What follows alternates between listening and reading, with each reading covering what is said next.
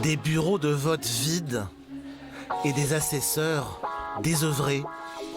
Le week-end dernier, seulement 16 millions de votants se sont déplacés aux urnes.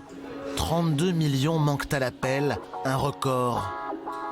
Pour la majorité gouvernementale, il y a urgence à réformer le vote. Je pense qu'il faut maintenant se donner tous les moyens. La République En Marche avait dit les choses clairement, notamment sur le vote par Internet. Moi, je souhaite qu'on puisse le mettre en place dans le prochain quinquennat. Le vote électronique existe déjà pour les Français de l'étranger, mais rien en métropole. Car le système présente plusieurs failles. Comment s'assurer de l'identité du votant et qu'il n'a pas été influencé par un tiers ? Comment être sûr de la bonne transmission du bulletin vers l'urne numérique tout en évitant les hackers ? Insuffisant pour le moment pour assurer indépendance, sincérité et secret de l'isoloir. Autre piste de réflexion, le vote obligatoire. Il existe dans 4 pays d'Europe, mais ne combat vraiment l'abstention que lorsque des amendes viennent sanctionner l'électeur déserteur. Résultat, la Grèce n'applique pas de sanctions et plafonne à 40% de taux de participation. Pour les autres pays, le taux s'élève de 80 à 90%.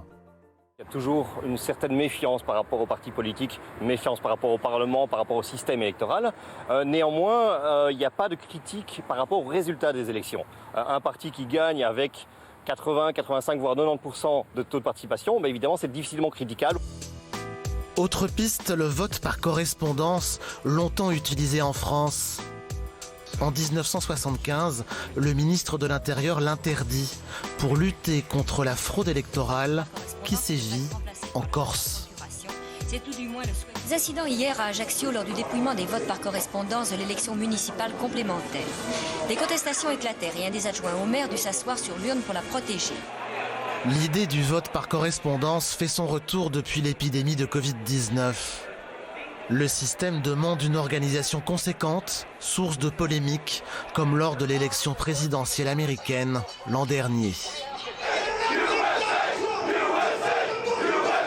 Tentative la plus récente, celle de 2 chercheurs français inventeurs du vote par jugement majoritaire.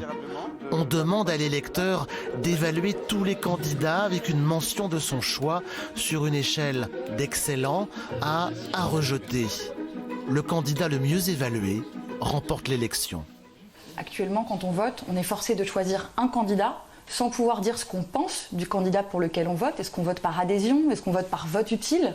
Est-ce qu'on vote par défaut? Est-ce qu'on vote contre? Tous ces votes ne veulent pas dire la même chose, pourtant ils sont assimilés tous comme des votes d'adhésion.